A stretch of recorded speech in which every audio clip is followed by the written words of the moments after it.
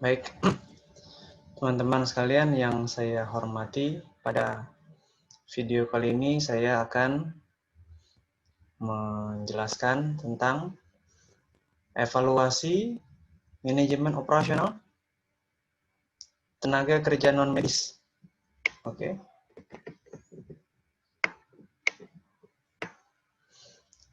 Dengan menggunakan pendekatan Total Quality Management di Rumah Sakit GMIM Kaloran Amurang. Oke, saya ulangi lagi.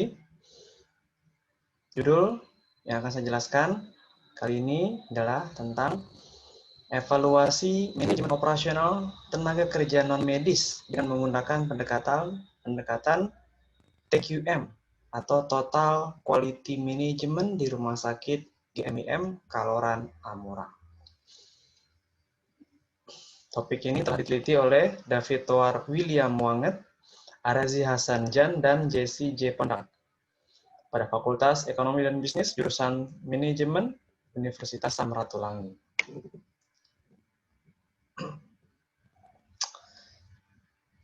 Topik ini telah dipublikasikan pada jurnal MBA volume 6 nomor 4 September 2018. Baik. Saya akan menerangkan terlebih dahulu abstraknya. Keberadaan fasilitas kesehatan yang memadai di suatu daerah akan sangat menunjang seluruh kegiatan yang berlangsung. Nah, jadi aktivitas operasional sehari-hari suatu organisasi, suatu perusahaan, suatu lembaga yang memiliki fasilitas yang lengkap tentu menunjang pencapaian target organisasi tersebut. Nah, sama juga dengan bidang kesehatan. Maka, keberadaan fasilitas kesehatan yang memadai pada suatu daerah sangat menunjang seluruh kegiatan yang berlangsung. Betapa kesehatan ini menjadi sangat penting untuk selalu dijaga dan selalu siap apabila ada keadaan gawat darurat. Tentunya, fasilitas kesehatan itu juga harus didukung oleh para tenaga ahli yang diantaranya adalah para dokter perawat dan para staf manajemen di rumah sakit. Namun, pengembangan kegiatan dan peningkatan kualitas di rumah sakit harus selalu dilakukan untuk dapat menghadapi persaingan saat ini. Di mana salah satu caranya dengan meningkatkan kegiatan operasional dengan menerapkan Total Quality Management atau TQM yang memiliki konsep untuk melakukan perbaikan mutu berkesinambungan.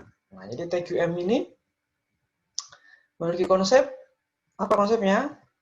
Perbaikan mutu berkesinambungan. Jadi memang mutunya, kualitasnya itu harus selalu diperbaiki, selalu diupdate, ya, selalu dievaluasi. Tujuannya apa? Tujuannya untuk meningkatkan produktivitas organisasi, untuk menekan efisiensi, ya. Kiranya target-target organisasi akan tercapai, akan terwujud melalui perbaikan mutu yang berkesinambungan, terus diperbaiki, ya, secara dinamis, ya, tidak stagnan. Terus dievaluasi setiap semester, ya, setiap triwulan, agar dapat diketahui apabila memiliki masalah sehingga bisa dengan cepat diatasi. Kenapa? Karena mutunya telah diperbaiki secara berkesinambungan.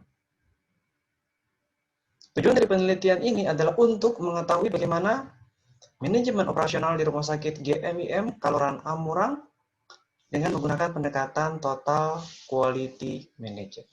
Oke. Kita lanjut lagi. Pendahuluan. Tingkat kesehatan yang baik atau berkualitas di suatu daerah tentunya akan berpengaruh terhadap perkembangan daerah tersebut. Bagaimana mungkin, ya, aktivitas akan meningkat apabila masyarakatnya sakit, apabila pegawainya sakit, tidak sehat. Nah, fasilitas kesehatan yang memadai dan lengkap tentu akan sangat berpengaruh terhadap perkembangan dan kemajuan suatu daerah menjadi lebih baik. perkembangan dalam bidang ekonomi maupun perkembangan dalam bidang sosial, ya, akan mengalami kemajuan dan peningkatan apabila masyarakatnya sejahtera. Apabila masyarakatnya mengalami ya persentase tingkat kesehatan yang besar. Jadi pada materi kita kali ini ya, aktivitas operasional ini dilakukan pada bidang kesehatan.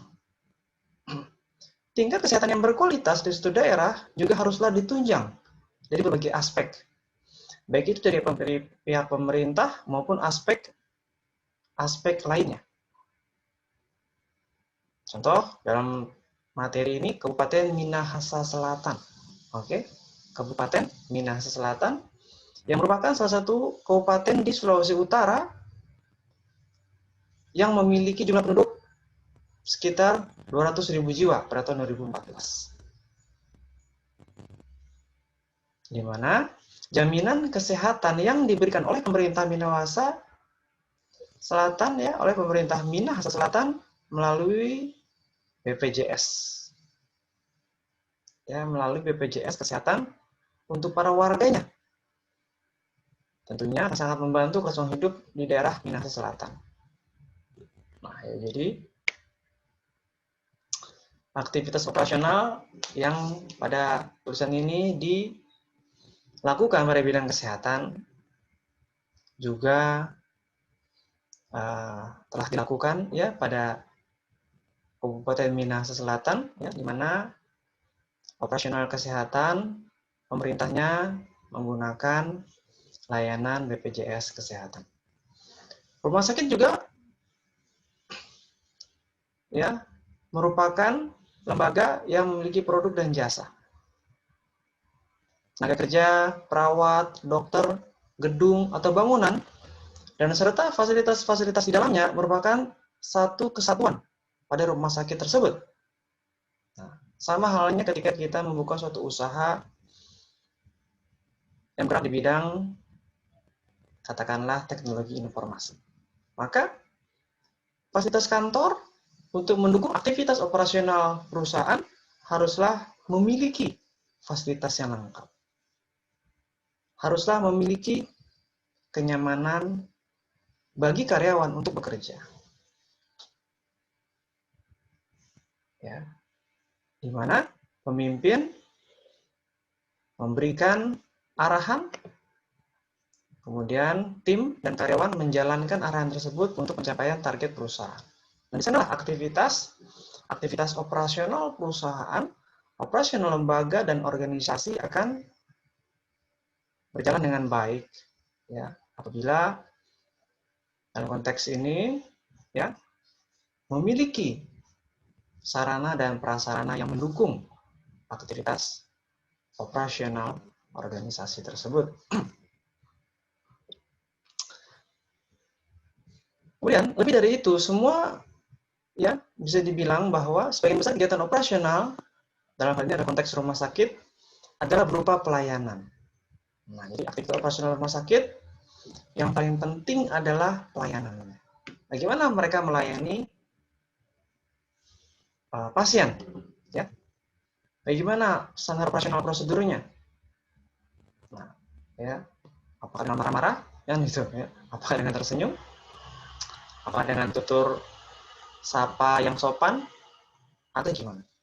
Nah, ini menjadi titik awal minat masyarakat, minat seseorang apabila mereka sakit, kemudian mereka berobat pada rumah sakit tentunya yang memiliki dan menawarkan pelayanan yang baik, yang memiliki dan menawarkan pelayanan yang prima, ya, sehingga pasien ini tidaklah terlampau ya. Oke, sebentar ya.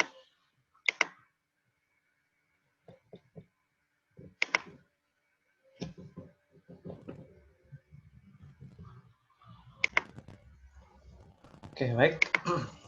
Kita lanjutkan lagi materinya.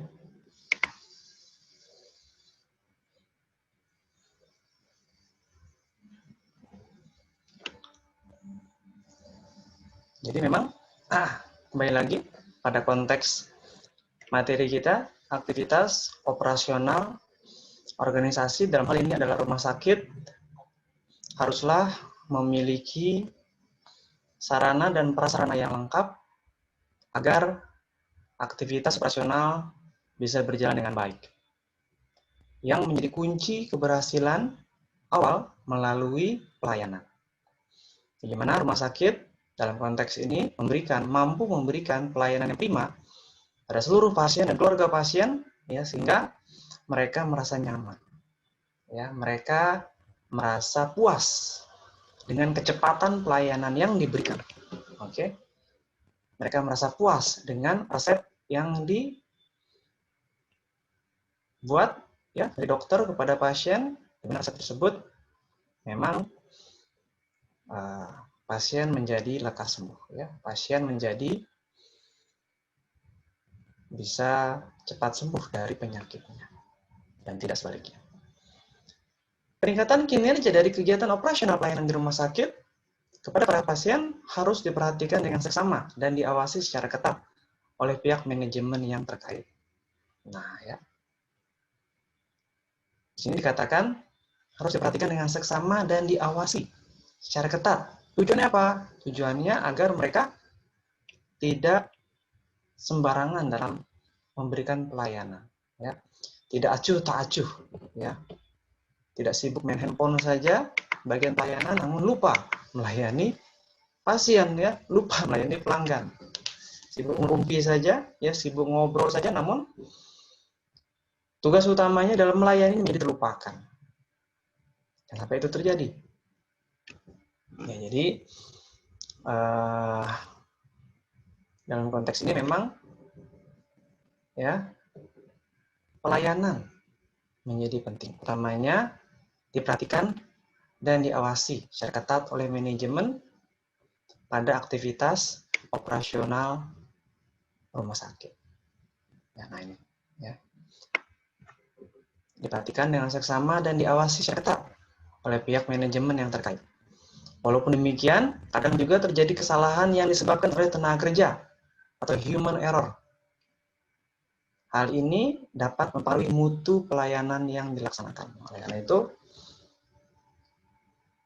kita belajar aktivitas operasional perusahaan, kita belajar bagaimana memanage operasional organisasi agar dapat produktif, ya, agar jika pemerintahan agar serapan anggaran bisa terserap 100% pada akhir tahun, maka caranya tidak lain dan tidak bukan melalui peningkatan sarana dan prasarana.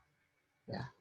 Kenapa? Karena dengan itu dipercaya, maka dengan sarana yang mendukung, oke, dengan fasilitas yang memadai, maka kesempatan organisasi, lembaga untuk bisa mencapai target akan lebih mudah tercapai. Kegiatan operasional yang padat pada rumah sakit juga kadang dapat menjadi faktor yang dapat mempengaruhi mutu layanan. Oke, kegiatan yang padat, pasien yang ramai, SDM yang terbatas tentu akan mengurangi, ya, mutu layanan. Oleh karena itu tetap sama, ya. Ketika ramai tentu SDM bagian pelayanan jumlahnya dinaikkan, ya. Kemudian pasien yang datang juga bisa memberikan, ya, bisa diberikan pelayanan yang prima melalui SDM yang berkualitas.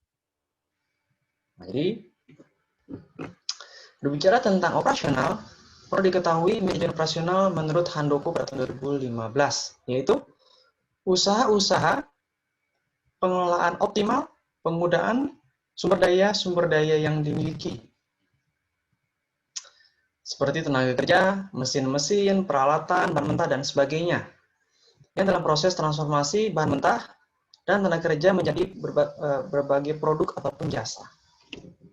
Jadi, Handoko 2015 menyampaikan bahwa agar dapat, ya, memiliki aktivitas operasional yang optimal, maka SDM, SDA yang dimiliki seperti tenaga kerja, mesin-mesin, peralatan, bahan mentah, dan sebagainya ini haruslah bisa digunakan secara optimal. Jangan sampai inefficient.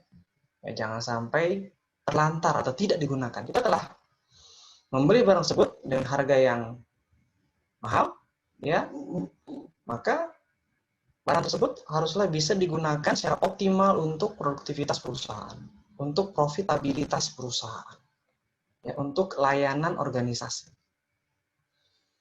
Jangan sampai aset yang telah dibeli tersebut menjadi mubazir dan sia-sia karena memang malah tidak digunakan, malah jarang digunakan. Nah, itu tentunya harus betul-betul kita pikirkan sebelum kita membeli setiap fasilitas-fasilitas yang dimiliki. Oke, kita lanjut lagi pada halaman selanjutnya.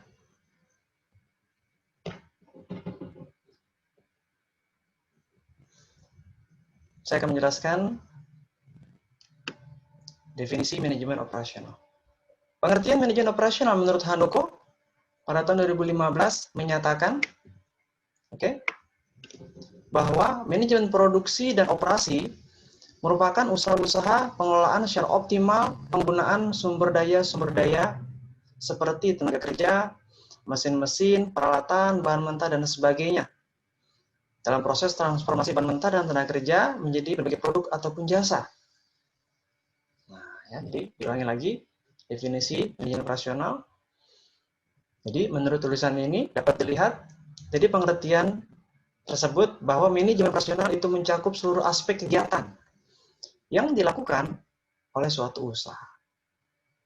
Mulai dari penggunaan sumber daya, kemudian masuk pada tahap pemrosesan, hingga sampai menghasilkan suatu produk, baik itu produk, barang, ataupun jasa. Semua hal itu tentunya harus diperhatikan dan diawasi oleh seorang manajer yang bertanggung jawab pada bagian itu, ya, agar dapat memastikan bahwa tidak ada hal yang dapat menghambat proses operasional. Nah, jadi memang selain fasilitas yang memadai, selain sarana dan prasarana yang lengkap untuk mendukung aktivitas operasional organisasi, maka diperlukan juga pengelolaan sumber daya yang ada, seperti sumber daya manusia dan aset yang dimiliki. Selain itu juga diperlukan, ya, penyusunan standar operasional prosedur dari mulai penerimaan pasien, ya, dalam konteks ini, hingga pasien tersebut rawat inap ataupun rawat jalan, ya, ataupun hingga pembelian resep. Nah, setiap prosedur itu harus sudah betul-betul disusun sedemikian rupa sehingga berjalan dengan efektif dan efisien. Ya, jangan sampai, ya, dalam konteks ini pasien menunggu dalam waktu yang lama, sedangkan dia harus segera diberikan obatnya, ya, harus segera diperiksa kesehatannya oleh dokter. Nah, prosedur yang rumit dan lama itu harus dipangkas hanya pada satu pintu saja, dan di sanalah pasien yang berusaha. Di sanalah pasien untuk yang mendata dan mendapatkan resep, ya, serta manfaat dari layanan yang diberikan. Kemudian diperlukan suatu kerangka yang dapat mengkategorikan dan merumuskan, keputusan-keputusan dalam berbagai operasi. Kerangka keputusan-keputusan ini menyatakan bahwa operasi-operasi mempunyai 5 tanggung jawab.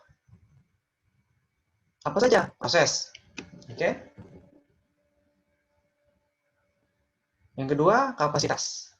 Yang ketiga, persediaan. Yang keempat, tenaga kerja. Dan yang kelima adalah kualitas. Nah, ini tahapan-tahapannya, ya. Terakhir berkualitas, ya. Tidak yang pertama. Terakhir adalah kualitas. Yang pertama justru proses. Nah, ini perhatikan prosesnya. Input, proses, output. Outputnya dalam bentuk kualitas, ya. Kita harus betul-betul mampu merencanakan dan menjalankan, ya, aturan-aturan yang memang telah ditetapkan. proses ketika menghadapi pasien, bagaimana pelayanan. Proses ketika memberikan resep. Proses ketika melayani keluhan pasien. Itu harus betul-betul kita ya perhatikan dan persiapkan dengan sangat baik. Karena ini berkaitan dengan kesehatan. Tidak boleh asal-asalan. Nah, sama halnya juga ketika kita membuka suatu usaha.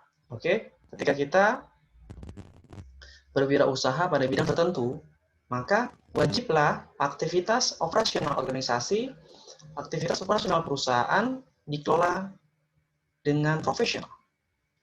Dikelola pada sumber daya manusia yang telah memiliki pengalaman yang cukup dalam meningkatkan aktivitas operasional perusahaan menjadi lebih produktif.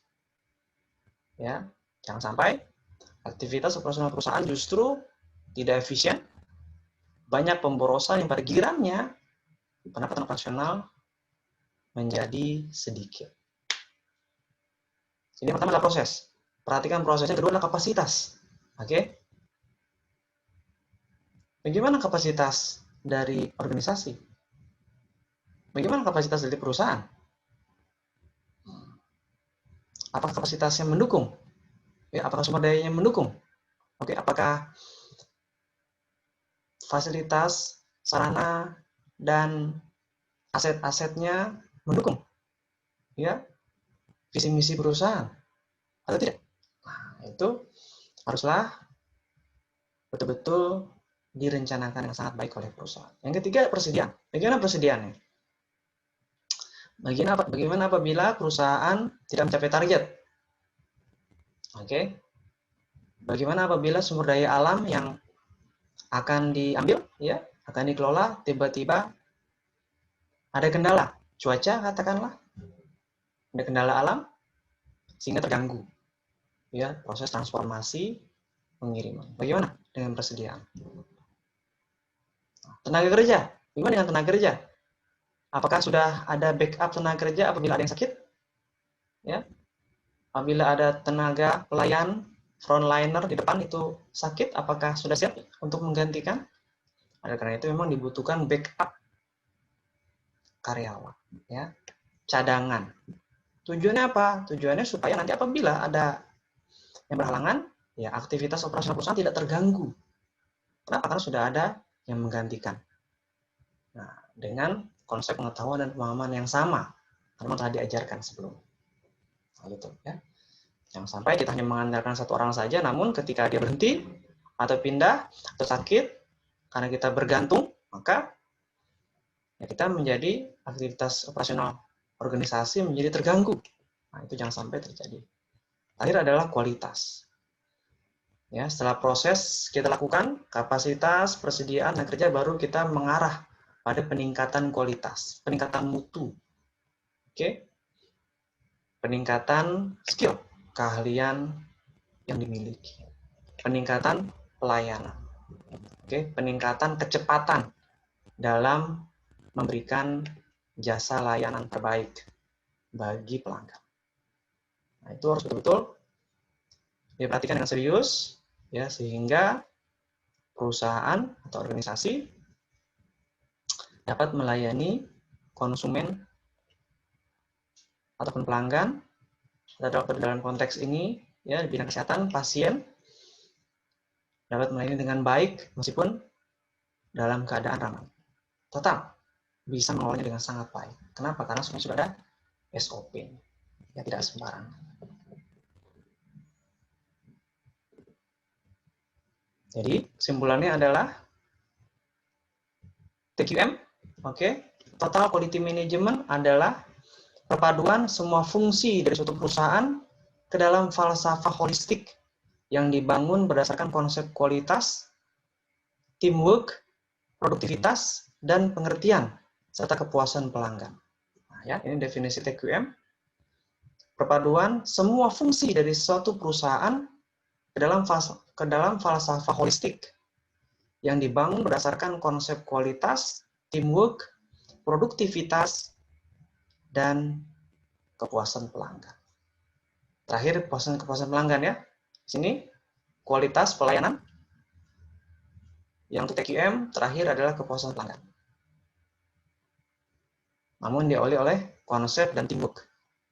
Nah, ya, konsep dan teamwork terakhir ditutup oleh kepuasan pelanggan. Ini sangat penting sekali agar kita sama-sama bisa mewujudkan organisasi yang mampu produktif, yang mampu berprestasi melalui falsafah, ya, konsep kualitas, teamwork, produktivitas, dan kepuasan pelanggan menggunakan metode total quality management.